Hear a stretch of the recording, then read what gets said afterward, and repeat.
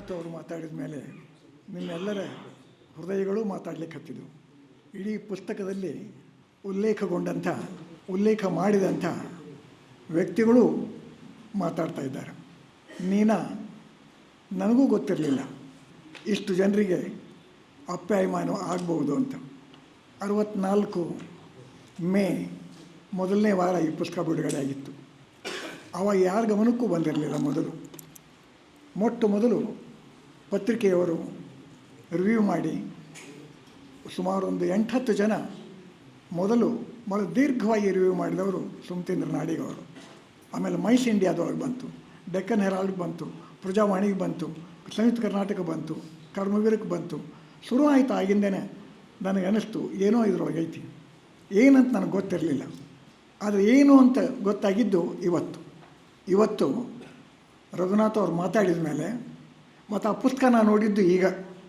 ಹೇಮಾ ಕೃತಿ ಗೌರವ ಅಂಥೇಳಿ ಏನು ಕೊಟ್ಟರೂ ಕೂಡ ಈ ಪುಸ್ತಕ ಕೊಟ್ಟಿದ್ದು ಭಾಳ ಕಾಡಿದ್ಲು ಅಂತಂದರೆ ಹಳೆ ಇವನ್ನೆಲ್ಲ ಹುಡುಕು ಅಂತ.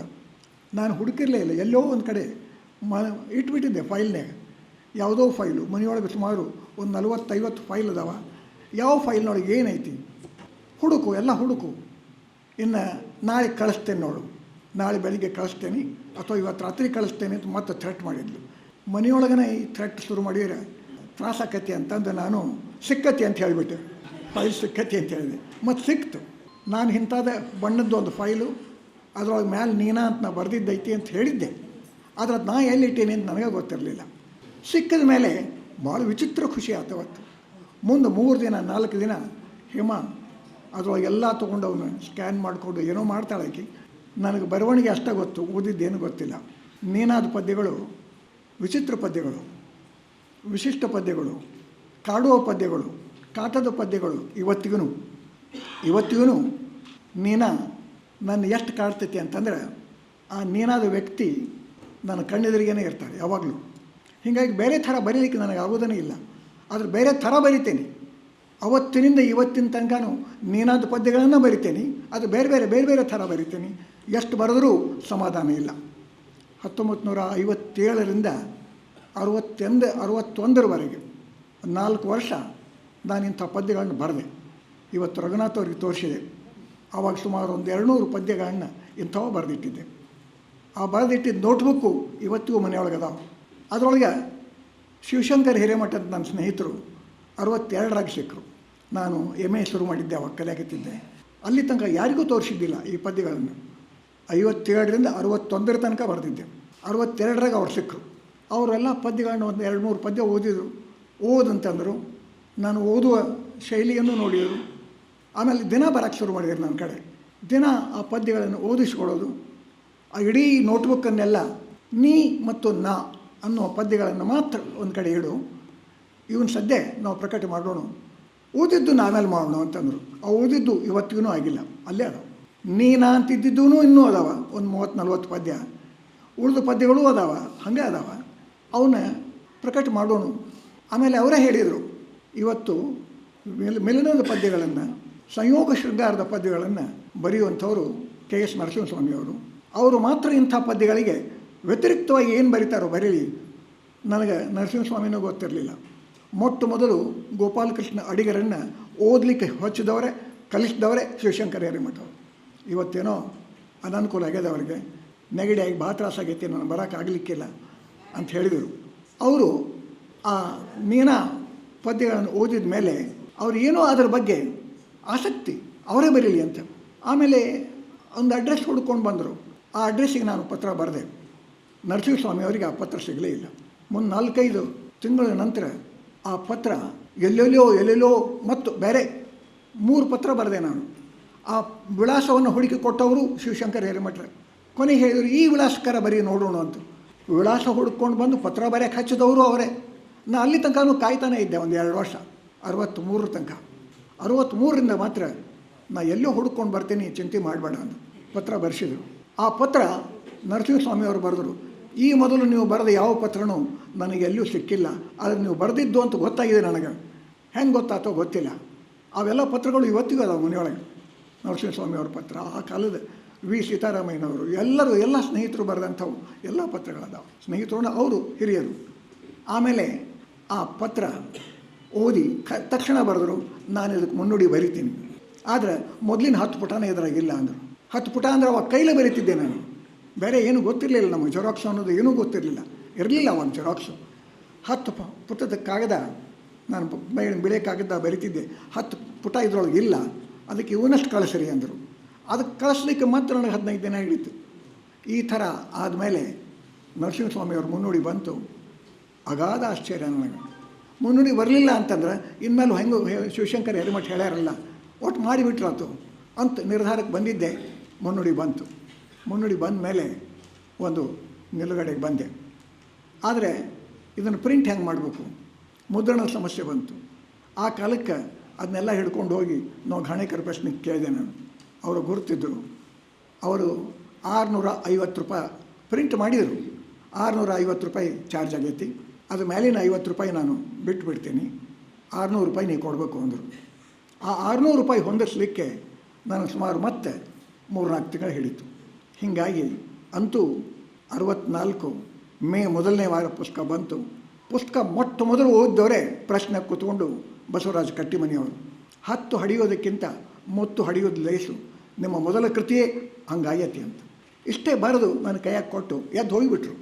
ಅವ್ರು ಕಟ್ಟಿಮನಿ ಅಂತ ಗೊತ್ತಿತ್ತು ನನಗೆ. ಅವ್ರು ಮಾತಾಡ್ಸೋಕ್ಕೆ ಧೈರ್ಯ ಇದ್ದಿದ್ದಿಲ್ಲ. ಇಷ್ಟು ದಿನ ಅಲ್ಲೇ ಪ್ರಶ್ನೆ ಕೊಡುತ್ತಿದ್ರು. ಅವ್ರದ್ದು ಒಂದು ಕಾದಂಬರಿ ಅಲ್ಲಿ ಪ್ರಿಂಟ್ ಆಗಾಕತ್ತಿತ್ತು.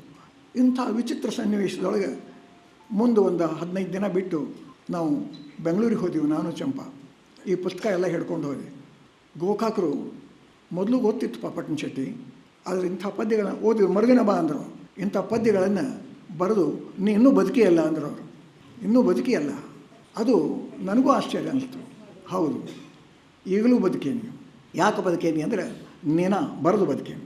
ಬರೀಲಿಲ್ಲ ಅಂದರೆ ನಾವು ಬದುಕಲಿಕ್ಕೆ ಸಾಧ್ಯನೇ ಇಲ್ಲ. ಬರಹಗಾರರು ಬರೀಬೇಕು, ಬರೆದು ಬದುಕಬೇಕು.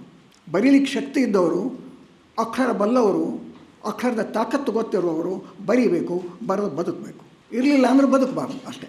ಅದು ಉಳಿದವರು ಬದುಕಬಾರ್ದಂತಲ್ಲ, ಬರೆಯೋ ಶಕ್ತಿ ಗೊತ್ತಿದ್ದವರು, ಅದರ ಮಹತ್ವ ಗೊತ್ತಿದ್ದವರು ಬರೀಬೇಕು.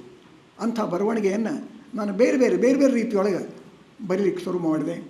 ಆಮೇಲೆ ಒಂದು 10-18 ಸಂಗ್ರಹಗಳು ಬಂದವು. ಅದು ಒಂದು ನನಗೆ ಹೇಳ್ತೀನಿ, ಬರವಣಿಗೆಯ ಬೇರೆ ನನ್ನ ವಿಧಾನಗಳ ಬಗ್ಗೆ ರವಿ ಅವರು ಹೇಳಿದರು. ವ್ಯಕ್ತಿ ಚಿತ್ರ ಬರೆದರು, ನಾಟಕದ ಅನುವಾದ ಮಾಡಿದರು, ಬೇರೆ ಪ್ರಕಾರಗಳಲ್ಲಿ ಬರೆದರು.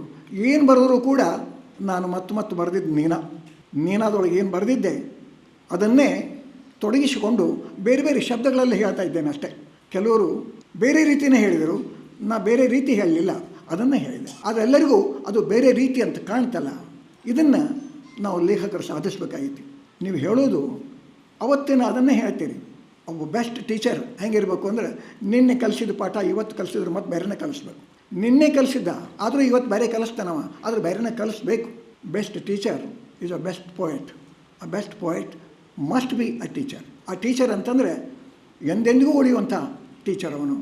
ಅಂಥ ಒಂದು ಪ್ರಯತ್ನದ ಆರಂಭ ನೀನಾದ ಪದ್ಯಗಳಲ್ಲಿ. ಇವತ್ತು ಎಷ್ಟು ಜನ ಯಾರ್ಯಾರು ಅಂತ ಯಾವ ಹೆಸರು ಗೊತ್ತಿಲ್ಲ, ಮರೆತುಬಿಟ್ಟೇನೆ.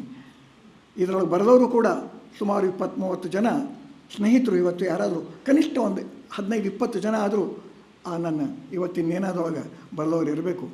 ಅವ್ರ ಮುಖ ನಾನು ನೋಡಿಲ್ಲ. ಕೆಲವರು ಒಂದು 4-5 ಜನ ಅಷ್ಟೇ ಗೊತ್ತದಾರ.